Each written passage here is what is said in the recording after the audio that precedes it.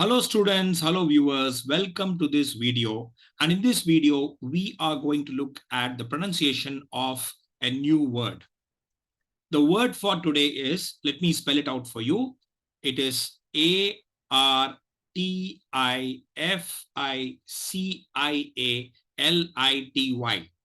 Let me repeat, Artificiality.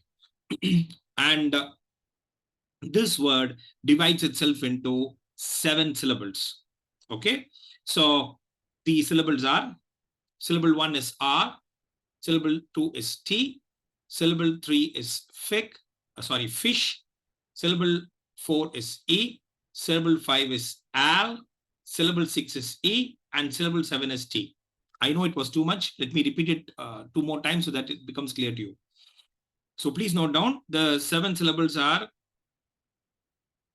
syllable 1 is R, T is the second syllable, fish is the third syllable, E is the fourth syllable, Al is the fifth syllable, E is the sixth syllable, and T is the seventh syllable. So there are 7 syllables in this word.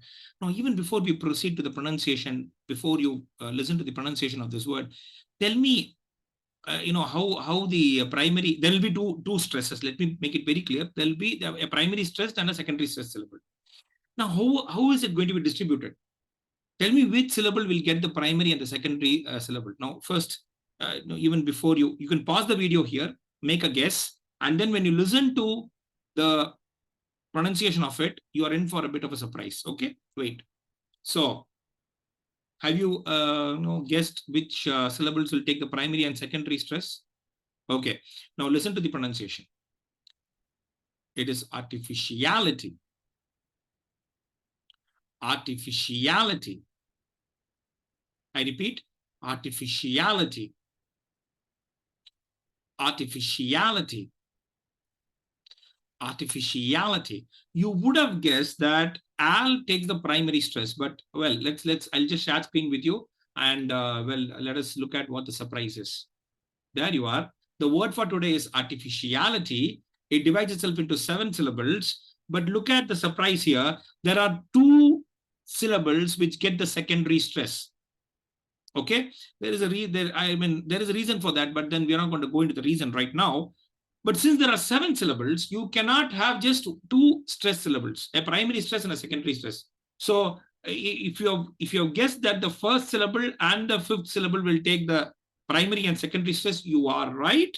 But there is a need of another stressed event. So there is the 3rd syllable is also stressed. Moreover, if you look at it, when we come to this transcription, you'll understand that there is a particular reason why fish also gets, that is the 3rd syllable, fish also gets the secondary accent. Now, let me, with the, the syllable division here, let me repeat the pronunciation so that you listen to it 2 or 3 times. The pronunciation of this word is artificiality.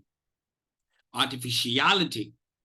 Artificiality. And this is how the transcription works. So look at the cursor here, R and fish take the secondary accent. Now, there is a, I think I mentioned this and I'm mentioning it again. Just remember this. Remember, stressed events, the stress syllable should occur at regular intervals. Okay. Now, at what regularity? Now, keep this in mind. There cannot be more than 2 unstressed syllables between 2 stressed syllables. So now take this as an example.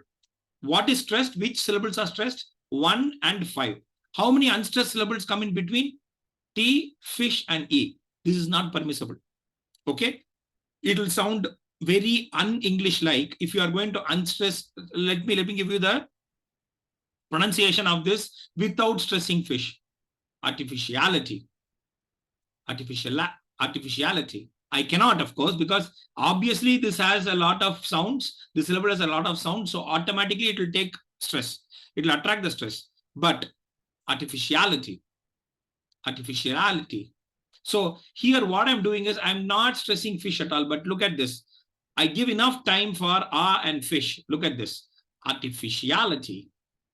Artificiality. So remember this rule. Just this is a thumb rule, okay? It cannot be applied everywhere. Remember this as a general rule, not as a thumb rule. Sorry, I said thumb rule. You remember this as a general rule that there cannot be more than two unstressed syllables between two stressed syllables. Okay. In my experience, I've seen, let me stop share. Let me give that with a pinch of salt. What I've seen is sometimes in rare cases or occasionally, I would say, you get three unstressed syllables, but you cannot have more than three unstressed syllables between two stressed syllables. Okay. In fact, I'll be able to explain this better if we look at utterance level stress. I mean the utterance based stress. So when we look at a sentence, we look at how often stress occurs, and then you understand this better. But anyway, let's look at this again. Let me share screen. So there we are.